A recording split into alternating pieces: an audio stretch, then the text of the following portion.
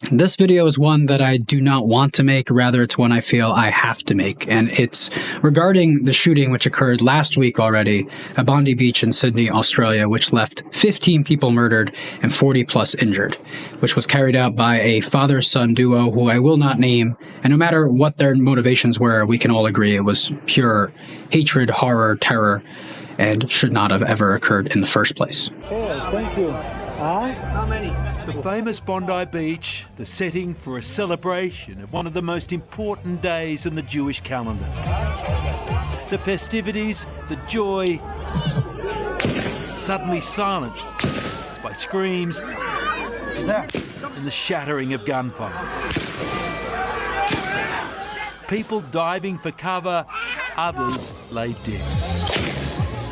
No matter what the laws are, no matter how many guns are there, it's the worst shooting terror event that has happened since 1996, according to my research. And that was the Port Arthur attack of 1996. So what we know, and the reason I'm making this video, is that 4 minutes of uninterrupted fire occurred.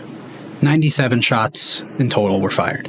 And that is already insane to think about. Such a popular tourist location, which I personally have friends and family who have been on the bridge that the shooters were shooting on and have been to that same beach.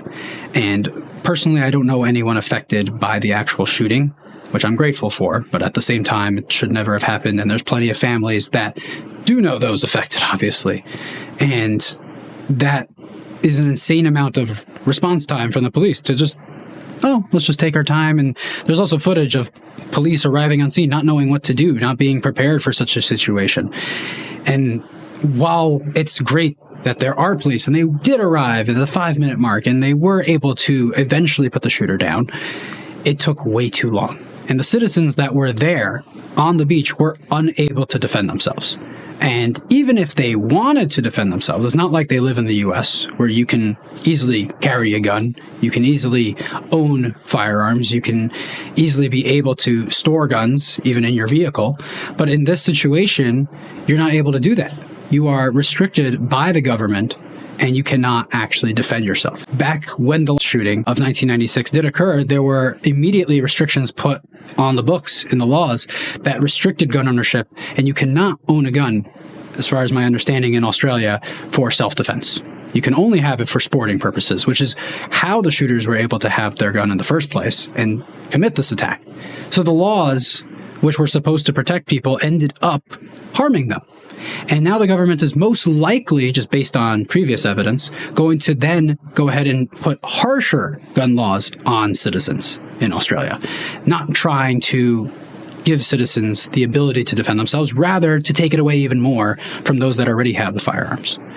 And I'm not saying firearms is something everyone should have a firearm and that's going to solve the problem. No. But what I truly believe is that if it wasn't firearms that the shooters used in this case to commit, again, this horrific act that should not have happened, it would have been something else. It would have been knives, gas, bombs. As reported in this incident, they had explosives in their car, which thankfully did not go off. But if they weren't using firearms, would they have perhaps focused on those explosives and come up with a different tactic to commit the exact same thing? Most of the time, the psychology of these people, as we can easily identify, when they're doing such a horrific act, they're going to do it no matter what. No matter what tools are in front of them, they will find the best way to find out how they can do it. If they can't get access to firearms, they will use a different tool. And that's what I fully believe would have happened in this circumstance no matter what. So in this case, can you blame the gun? Sure. But I think you're missing the overall big picture of the people are to blame. That's 100%. And the tools that they chose to use are not 100% to blame. We can all agree on that. So the real purpose of why I'm making this video is just to tell you at home, whether you're in the US, you're in Israel, you're in Europe, you're in Asia, wherever you are, find a way to be able to defend yourself, especially if you're going to any public outing. I want to take note that I lived in New Jersey not too long ago. And even if you were legally concealed carrying a gun in New Jersey, if you went to a public gathering, it is illegal to carry at that event. I'm not saying you should carry. I'm saying you should find the best means of ways to be able to defend yourself in such a situation. Thankfully, here in Ohio, if I go to a public gathering, I can now carry. And that's all going to depend on where you live, what your local government has. And that's a shame that it's controlled by the government in the first place to be able to defend yourself, your family, your loved ones. And it's all down to where you live, where you are at that current time, not even just the means of what training you've had. That doesn't matter. It's about the law. And while obviously this is a heated debate, probably this video will get some hate in and of itself, I think that it's important to think about, talk about, and I wanted to express my thoughts just on the event that occurred. And of course, I'm wishing the best to the victims, especially those who have family that were affected. I'm hoping that they have a speedy recovery. And of course, everyone affected should have an easier rest of their lives from here on out. I also want to commend the hero in this case.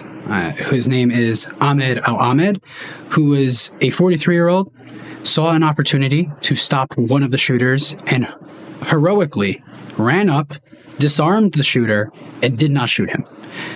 I won't talk about the specifics, how I feel, whether he should have shot. Okay, that's besides the point. The point is that he is a hero that set out to stop the horrific acts of one of the shooters. And it should be commended that man is a hero. So thank you very much for watching. Hopefully we'll have more lighthearted videos in the near future and you guys will enjoy upcoming content. And thank you so much again for watching this video.